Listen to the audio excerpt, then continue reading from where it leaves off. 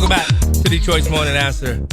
If you're listening to the radio, you may want to send the link over to your friends, theanswerdetroit.com. Turn up the volume because this is a very important conversation we're getting ready to have because I don't think a lot of people are aware of what's happening at our K-12 schools and our universities. When you think about it, parents, what do? They send their kids to school expecting homework, not hackers. Yet across Michigan, cybercriminals are increasingly targeting K-12 schools and universities, stealing sensitive data, freezing networks, and holding entire districts hostage for ransom. From South Lyon to UM, we've seen school systems shut down for days, sometimes weeks. The UM breach alone University of Michigan breach alone exposed over 230,000 students and staff. Recovery costs for K-12 ransomware attacks now average $3.7 million per incident, according to IBM. And while other states have passed strong cybersecurity laws for schools, Michigan still lags behind. Joining us today is Rich Miller. He's the owner of Stack Cybersecurity in Livonia, a Michigan-based firm specializing in incident response and digital protection. Rich has worked on the front lines helping institutions recover from ransomware and data breaches. We'll dive into what's really happening in our classrooms, digital backrooms, and what Michigan needs to do before it's too late. Rich, welcome to Detroit's Morning Answer. Hi, John Anthony. Thrilled to be here. Thanks for having me on The Answer. No problem. I'm glad you're here. Rich, let's start with the big picture. How do we get here? Why are hackers suddenly targeting K-12 districts and universities so aggressively? I think it's about the investment that institutions make in their cybersecurity. Hackers tend to try and target the simplest victim they can find, right? It's about a quick turn. They don't want to spend years and years and years attacking one institution when they can hammer out 5 in a day because they're not making a sound investment as bigger businesses. Yeah. Now, you've been in the trenches when these attacks happen. What's the most common way, for those parents that are listening, what's the most common way these bad actors get in? Is it phishing? Is it old systems? Is it weak passwords? Or is it because of third-party vendors? It's a lot of it is all of those, right? So phishing leads to a business email compromise. That's what we see the most in our business with systems that we evaluate and protect. And the problem that I see most specifically related to ransomware, like what South Lyon schools had when they had a 3-day shutdown, a lot of sentiment is around, hey, you should do your cybersecurity awareness training, your user security and awareness training, and the user shouldn't have clicked on the link. But where I think the challenge is, and I think people need to press their districts and their government, is the schools shouldn't make the user have to make technical decisions all the time. Right. Why did the link get there? That's what I think is. So I see a lot of comments like online and groups and stuff like that. Hey, they should focus more. They should watch what they're doing. They should know better than to click that. But my challenge is, why did the school let it get there? It's about not making the right investment. It's about having lack of people and lack of processes and lack of tools to prevent users from making technical decisions all day long. Now, we've seen cases like the Powerschool breach where ed tech vendors were compromised. How big of a vulnerability are these vendors to our schools, and what can be done to hold them accountable? Well, when you select a vendor, you should evaluate their posture, their cybersecurity position, before you make that choice. You can't just pick vendors based on the best price, right? You have to look at everything. For example, Stack Cybersecurity, we're a SOC 2 Type 2 compliant organization, and we do that on our own will to illustrate to our clientele that we do the things that we're supposed to do to remain secure. We're very similar to these vendors where we have access to hundreds or thousands of systems across all of our clients. And these vendors are the same way, especially Powerschool, right? There's a lot of school districts that use all the same software. And so they need to be pressing Powerschool to invest in their cybersecurity and prove out that they have these protections in place before just randomly going with it because that's what everyone else is doing. Now, Rich Miller, the Government Accountability Office found schools lose anywhere between 3 to 21 days of learning after a breach, and they often need months to recover.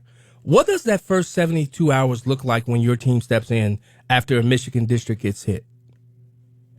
Well, the first thing is we have to look at what tools and processes they have in place, right? This is where the shortcomings start. If a district, a school district, or even a business has properly invested in cybersecurity, they would have things like security incident,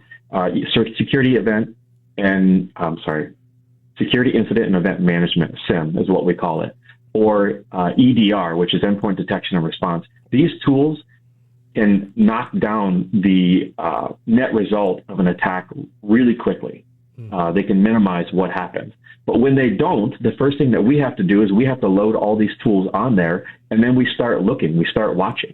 Yeah. That's the problem with incident response when a business or school doesn't have these tools in place, is that we can only start from now forward. We can't look back.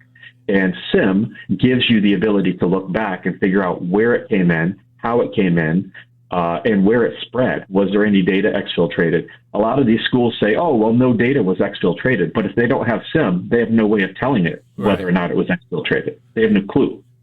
Right. So Michigan has the Student Online Protection, Personal Protection Act. But as I looked into it, it mostly governs data use, not cybersecurity enforcement. Why do you think Michigan hasn't mandated every district to have a real cyber response plans like Texas did and New York's NIST law? I don't know why they haven't done it. I think it's shameful because cybersecurity is so prevalent now. It is such a wide attack vector that everybody is subject to this, right? And I mean, I think being able to protect your business or your school or your student data or city data is just as important as putting locks on the door. Yeah. Yet we don't do it. Do you think should the Michigan Department of Education or the Cyber Command, do you think they should be required to provide technical assistance or audit for all districts, especially rural ones that can't afford maybe a full IT department? They absolutely should. You know, we're seeing similar things coming down the pipe in business as it pertains to DOD or DOW contracts, where the government is starting to now mandate that CMMC certification is required, right? Businesses are starting to do this. We should have a certification for school systems and districts because there is a lot of PII on these networks. Yeah. There's a lot of student data. There's a lot of young people data on these networks, and they should be required to secure it and protect it appropriately. You know, many of these ransomware attacks, they force districts to pay millions just to restore the systems. Where does that money actually come from? Are taxpayers footing that bill? I believe we are. I believe taxpayers are footing the bill, and it's coming out of the coffers, and then they ask for millages to replenish the coffers.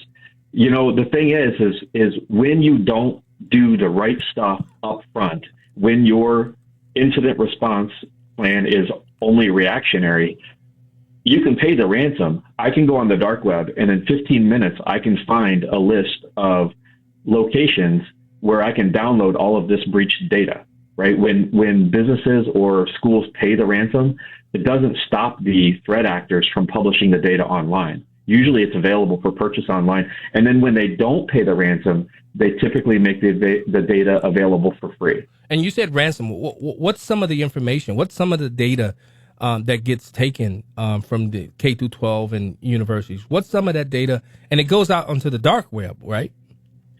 Yeah, it goes out onto the dark web. So we see things, everything from client databases to social security numbers, credit card numbers, bank account numbers. All of that stuff is out there and readily available. In fact, what we're doing in some of the things that we do, we're hosting an event actually tonight, ironically, called Hackoween. And this event is something that we've been doing lately in an effort to help educate people why they need to protect themselves. And we're doing 4 live hacks tonight and then we're going to surf the dark web and show people what are out there, show people where these databases are. We're doing it all live. And the reason we're doing that is because we're trying to educate business leaders, business owners, school, government leaders, officials. We're trying to educate them on how simple this stuff can be accomplished. Wow. Like I said, 15 minutes, we could pull a database probably of some school somewhere. We were looking yesterday while we were preparing for our event. There's school data out there all over where you can pull down access databases or client lists or any of that type of stuff. When you think about election year issues, cybersecurity probably isn't one of those things that voters go out and they push or vote for people based upon that. Why should Michigan voters care about cybersecurity in schools as much as they do about taxes or safety? Because their kids' data are on these school systems, right? Schools, I see a lot. I mean, there are some schools that do all the things. I don't want to discredit all of them. Yeah. But there's also a lot of schools that don't. Yeah. And when they get breached, and I've seen this firsthand, when we have offered to help, they don't even want our help. And I can only assume it's because they don't want us in their system to see what was actually found. I've seen schools in the local Metro Detroit area that have had breaches and have lost data and have not had recoverability, meaning they didn't invest in business continuity and disaster recovery. They can't recover the systems. Instead, they have to rebuild them. And when we have offered to help, they passed on that opportunity. And I could only assume it's because they didn't want us to see what they lost. Wow. Have you reached out to any of the elected officials in Michigan? Have you been called to testify on these issues in Lansing? No, we've not done that, but we do communicate with some elected officials regularly, and we've invited some to our events. We do have some. Senator Dana Pohanke is coming to our event tonight. So she's going to speak on a panel where we can answer some questions and talk about how the legislature's trying to address some of this stuff. We've got Livonia local officials and people, and then Michigan Cyber Command is actually coming to our event tonight too. So and we're trying to put some of these people in front of them. Give out the information on where the event's going to be, what time. Is it a free event? It is a free event. It's something that we've been putting together for the last couple of months. Thrilled to invite any of your listeners of The Answer to it. It's at our office. It's 33131 Schoolcraft Road in Livonia.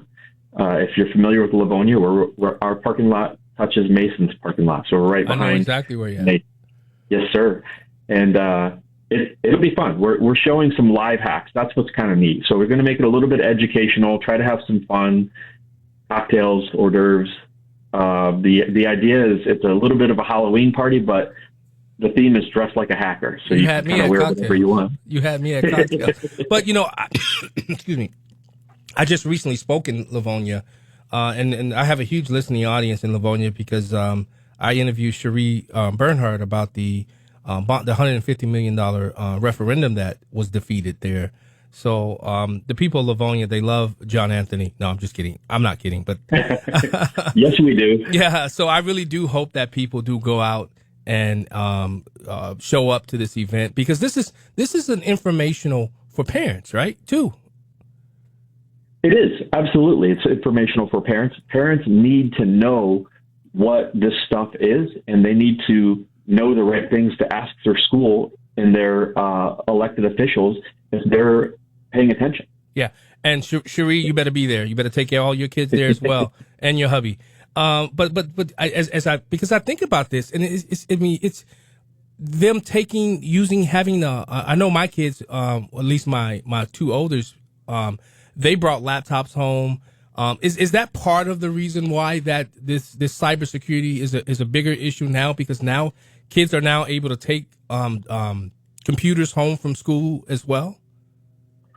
Yeah, it is, because you have to make sure that the computer is under control and locked down at all times. And if they're doing the right things, that does happen. But if they're not, then when that computer is at home, the user can still surf the web and go wherever they want and do whatever they want. And then if something gets on that computer, then it comes back to the school network and can move around that way. Yeah. And I mean, students and kids these days are very inquisitive, and the dark web and all those stuff on the internet is very accessible, right? And so when these kids try this stuff, I mean, you can do, for example, ransomware as a service.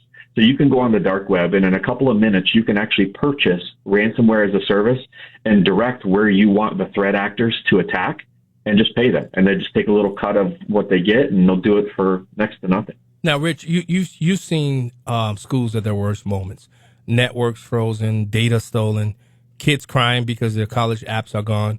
If you could speak directly to every school member and parent and elected official who can do something about this right now, what's your warning and what's your call to action? My call to action is for executives, business leaders, government officials, and parents alike. You need to listen and understand cybersecurity. You need to be willing to engage in a conversation to learn whether or not you are protected. Mm-hmm. I spend most of my time trying to educate executives and leadership about cybersecurity, right? They make an investment in understanding legal contracts and understanding accounting, but how could they understand cybersecurity? It's so vast. Yeah. Right? And Rich, this is a multi-billion-dollar operation as it relates to cybersecurity. It's not just schools; it's happening to businesses as well. Absolutely, yeah. We see businesses. We've had 4 or 5 different businesses at the same time undergoing some degree of business email compromise. We investigate them on a regular basis, at least weekly, if not daily. Wow, Rich, and I'm going to show a business email compromise tonight. Yeah, give out the information on where it's going to be real quick. Yeah, again, it's Stack Cybersecurity in Livonia, Michigan, 33131 Schoolcraft Road. We're right near Masons. We're on the southeast corner of Schoolcraft. What about your business information? You got a website? You have any social media platforms? We do. We're on LinkedIn and Facebook, and we have on LinkedIn we have a cyber brief that we write all the time. We do a lot of blogs, a lot of posts to try and educate people. And our address is stackcyber.com. Stackcyber.com. Rich Miller, I want to thank you so much for joining us here today on Detroit's Morning Answer with John Anthony. Thank you. Thank you, John Anthony. I appreciate it. No problem. That's Rich Miller from Stack in Livonia, Michigan. We'll be right back.